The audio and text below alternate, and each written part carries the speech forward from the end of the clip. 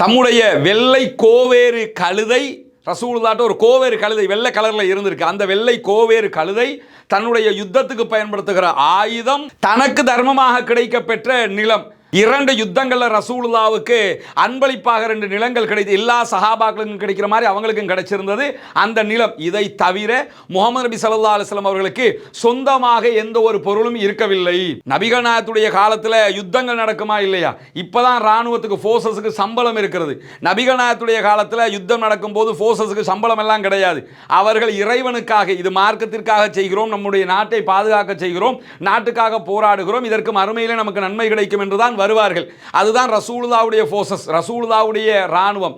அந்த ராணுவத்துக்கு சம்பளம் எல்லாம் இல்லைங்கிறதுனால என்னைக்காவது நம்ம யுத்தத்துக்கு போகிற போது யுத்தத்தில் ஜெயிச்சிட்டோம்னு சொல்லி சொன்னால் எதிரி படையில் வருவானா இல்லையா? விட்டுட்டு ஓடுகிற பொருட்கள் இருக்குல்ல, அந்த காலத்தில் யுத்தத்துக்கு வரும்போது எப்படி வருவாங்கன்னு கேட்டால், வாடா வாழ்வா சாவான்னு பார்த்துக்கிறோம், நீ ஆனான்னு பார்த்துக்கிறோம்னு சொல்லி இருக்கிற மூட்டை முடிச்சோட கட்டிக்கிட்டு தான் வருவாங்க. வீட்டில் இருக்கிற மனைவி பிள்ளை எல்லாத்தையும் கூட்டிக்கிட்டு வர்ற மாதிரி என்ன பண்ணுவாங்கன்னு கேட்டால், ஆடு மாடு ஒட்டகத்தெல்லாம் சாச்சிக்கிட்டு வந்துடுவாங்க, இருக்கிற சொத்து எல்லாத்தையும் எடுத்துக்கிட்டு வருவாங்க. நீயா நானாண்டு பார்த்துருவோம்டாண்டு வருவாங்க. அப்படி வருகிற போது யுத்தத்தில் எதிர்த்தரப்பு தோற்று விட்டார்கள் என்றால் இதையெல்லாம் தூக்கி வீசிட்டு தான் ஓடுவாங்க. குதிரைகள் கிடைக்கும், ஆயுதங்கள் கிடைக்கும், தங்கம் எதெல்லாமோ கிடைக்கும்.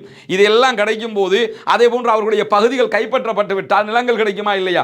இப்படி நபிகள் நாயகம் ஸல்லல்லாஹு அலைஹி வஸல்லம் அவர்களுக்கு அன்பளிப்பாக யுத்தத்தினுடைய மிகுதியாக கிடைத்த 2 நிலங்கள் இருந்தது. இந்த நிலங்களையும் ரசூலுல்லாஹ்வுடைய கோவேறு வெள்ளை கலர் கழுதையையும் நபிகள் நாயகம் ஸல்லல்லாஹு அலைஹி வஸல்லம் அவர்கள் யுத்தத்தில் பயன்படுத்திய ஆயுதங்களையும் தவிர எதுவுமே ரசூலுல்லாஹி ஸல்லல்லாஹு அலைஹி வஸல்லம் அவர்கள் பிள்ளைகளுக்காக, வாரிசுகளுக்காக விட்டு செல்லவில்லை என்பதை சஹீஹுல் புகாரியினுடைய இந்த நபிமொழி அற்புதமாக நமக்கு கற்றுத்தருகிறது. 10 ஆண்டுகளாக ஆட்சி புரிந்த நபிகள் நாயகம் ஸல்லல்லாஹு அலைஹி வஸல்லம் அவர்கள் விட்டு சென்ற பொருட்களாக இவ்வளவுதான் இருக்கிறது. அதை கூட நபிகள் நாயகம் ஸல்லல்லாஹு அலைஹி வஸல்லம் உடைய மரணத்துக்கு பிறகு அவருடைய ஃபேமிலி எடுத்துக்கிற விதமாக கொடுத்துக்கிட்டு போகவே இல்லை. நபிகள் நாயகத்துடைய பேரா, நபிகள் நாயகத்துடைய சொத்துக்கள் எதுவுமே தன்னுடைய குடும்பத்துக்கு போய் சேராது. எல்லாமே அரச கருவூலத்துக்கு போயிரும்ட்டு போயிட்டாங்க. நபிகள் நாயகத்துடைய மரணத்துக்கு பிறகு அபூபக்கர் சித்திக் ரலியல்லாஹு ஆட்சி காலத்தில் ஃபாத்திமா ரலியல்லாஹு அன்ஹா போய் என்னுடைய தகப்பனாருக்கு சொந்தமான நிலத்தை எனக்கு தாங்கன்னு கேட்பாங்க. அப்போ அபூபக்கர் சித்திக் ரலியல்லாஹு அன்ஹா சொல்லுவாங்க, நபிமார்களுடைய சொத்துக்கு யாரும் வாரிசாக மாட்டாங்கன்னு உங்களுக்கு தெரியாதாம்மா, அதனால் நான் அதெல்லாம் உங்களுக்கு தர முடியாது. ரசூலுல்லாஹ் விட்டு சென்றது இவ்வளவுதான். இதை கூட குழந்தைகள் பெற்றுக்கொள்ள முடியாது.